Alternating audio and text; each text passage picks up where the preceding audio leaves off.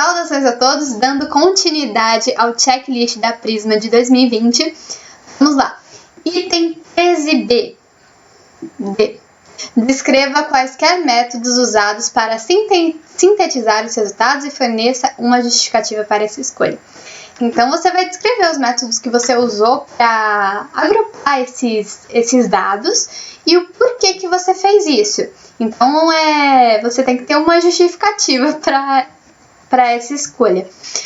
13E. Descrever quaisquer métodos usados para explorar possíveis causas de heterogeneidade entre os resultados do estudo.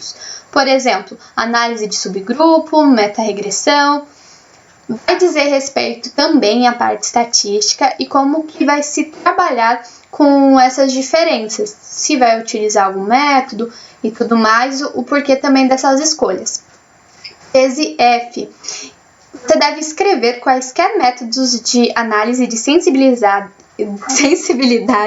realizados para avaliar a robustez dos resultados sintetizados. 14. Deve-se descrever quaisquer métodos usados para avaliar o risco de viés devido à falta de resultados em uma síntese, decorrente de vieses de relatos, relacionados a faltar algum dado e tudo mais, e como que os autores vão trabalhar baseados nesse viés de relato, de estar faltando alguma coisa. 15. Descrever quaisquer métodos usados para avaliar a certeza ou confiança no conjunto de evidências para um resultado.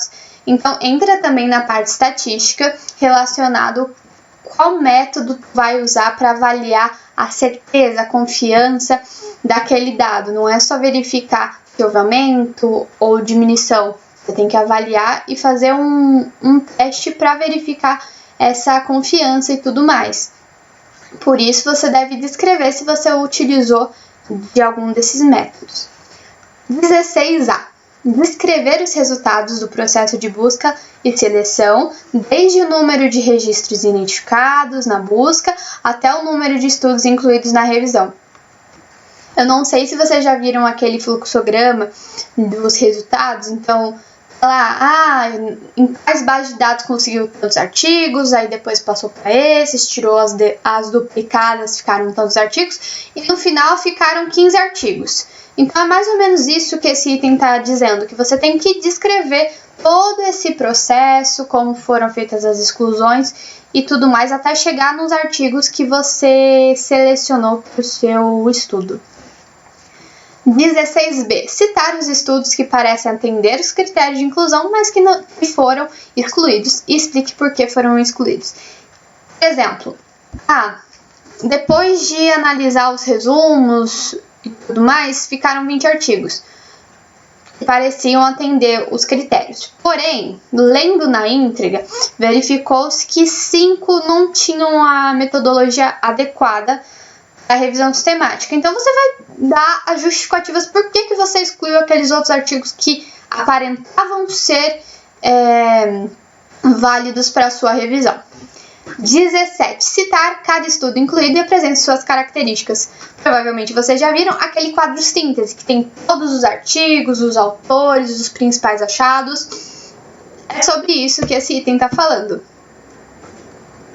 Item 18. Apresentar avaliações de risco de viés para cada estudo incluído. Depois, no outro vídeo, que provavelmente vou colocar o card em algum lugar aqui, a gente vai conversar sobre a escala de risco de viés da Cochrane. Então, vocês percebem que... Depois eu vou ver se eu coloco a imagem. Tem como posso dizer? A mensuração indicada de cada artigo quanto aquele risco de viés nas colunas. Então, é disso que está tratando. Qual que foi o risco de viés de cada estudo de forma individual. 19. A todos os resultados, apresente para cada estudo as estatísticas resumidas para cada grupo, quando apropriado, e uma estimativa de efeito de sua precisão. 20A. Para cada síntese, resuma brevemente as características e o risco de viés entre os estudos contribuintes. Então, por exemplo, dentro daquela revisão, eu verifiquei se aquela intervenção era boa pela amplitude de movimento. Quais artigos tratavam disso? O artigo A, o artigo B e o artigo C. Os 3 falaram que é bom. Entretanto, avaliando a qualidade metodológica deles,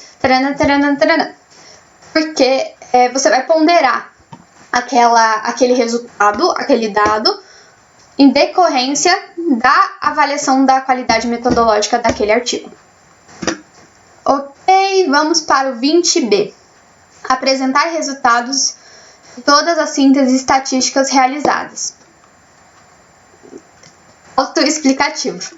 20C. Apresentar resultados de todas as investigações e possíveis causas de heterogeneidade entre os resultados do estudo. 20D.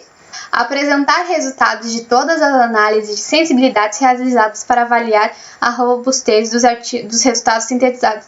Então aqui, se tem essa parte, você coloca descrita, não tem muito o que explicar quanto a isso. 21. Apresentar avaliações de risco de viés devido à falta de resultados, decorrente de vieses de relatos para cada síntese avaliada. Então, você deve apresentar as avaliações de risco de viés devido à falta de alguns resultados decorrentes desse tipo de viés para cada síntese também realizada. 22. Apresentar avaliações de certeza ou confiança no corpo de evidências para cada resultado avaliado.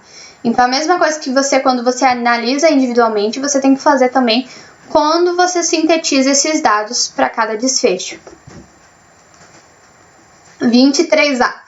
Fornecer uma interpretação geral dos resultados no contexto de outras evidências. Então, aqui já entra a parte de discussão. Então, você tem que interpretar aquilo que você achou e trazer da literatura aquele resultado conversa com a literatura. Tem alguns autores que já trouxeram posicionamentos similares ou não. Então, é basicamente isso. 23B. Discutir quaisquer limitações nas evidências incluídas na revisão.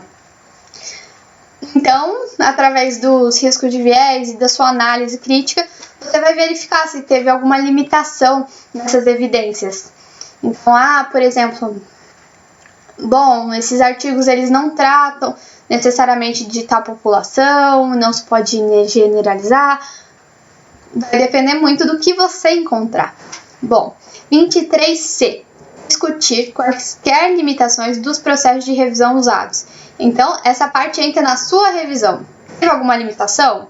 Poderia alguma coisa, por exemplo, terminei a minha revisão, porém, no dia que eu publiquei, saiu um outro artigo sobre aquele assunto.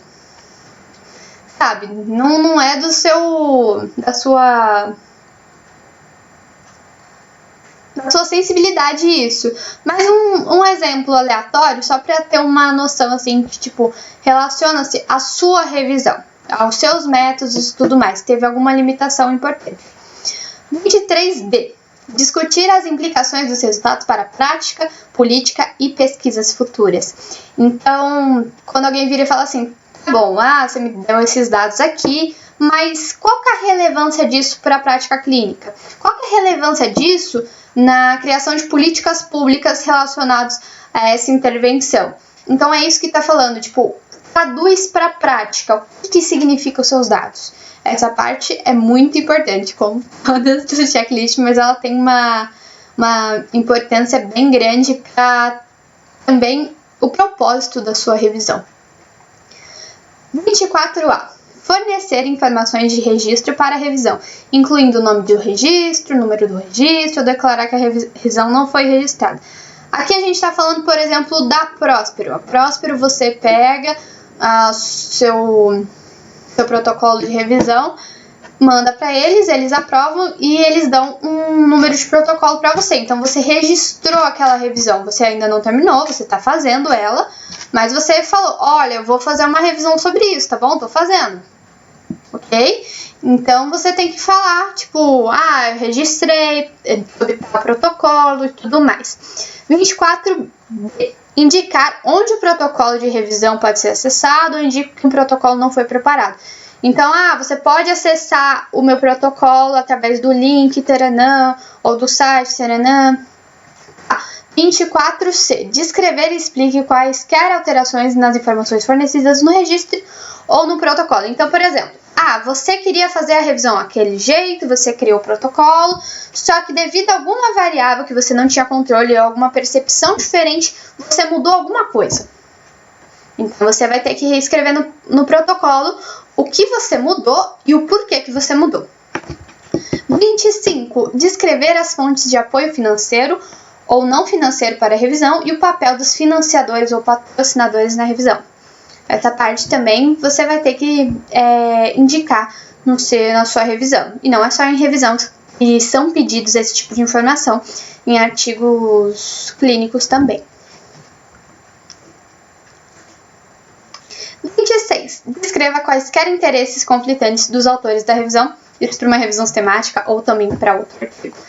27. Relatar quaisquer dos seguintes estão disponíveis publicamente e onde podem ser encontrados. Modelos de formulário, de coleta de dados, dados extraídos, dados usados para análises, código analítico, quaisquer materiais usados na revisão. Então, é um material suplementar. Então, por exemplo, questionário, modelo matemático, tudo que você usou na revisão e que está disponível publicamente, você vai indicar também. Ufa, eu acho que finalizou. Para só dar uma finalizada nesse assunto do checklist, um exemplo de como é importante, numa revista, por exemplo, a Disability and Rehabilitation, ela sugere, encoraja os autores que eles sigam alguns modelos para a preparação dos relatórios científicos dele. Então, como vocês veem aqui, as revisões sistemáticas e meta-análise, eles recomendam e sugerem fortemente que você utilize a Prisma. Então, você já fazer as coisas do modo que é pedido numa revista científica e do modo que traga mais clareza para o seu artigo, claro que vai te trazer muito menos trabalho na hora de publicar. Bom, aqui embaixo a referência, depois eu vou colocar na descrição do vídeo, do artigo que tem o checklist da Prisma de 2020. Bom, a última consideração é para você não confundir. A Prisma é um checklist para redação do artigo. Ela não avalia a qualidade metodológica, ok? Só saibam diferenciar isso. Por exemplo, um curso que eu fiz na Unicamp de revisão sistemática, eles falam que nem precisa você colocar lá na metodologia que foi utilizado o critério Prisma para redação. Não precisa, não tem essa necessidade, porque ali está explícito que você utilizou. Ele não é que nem uma escala da Cochrane de risco de viés que tem que ficar ali, tem que explicar. Não, ela não serve para isso. Ela auxilia você a escrever o seu relatório. Nada mais, nada menos. Embora ela te auxilie a pensar como que deve ser a sua revisão. E é isso. Obrigada pela atenção de vocês. Espero ter ajudado. Em caso de qualquer dúvida, sugestões para próximos vídeos, só deixar nos comentários. E bons estudos!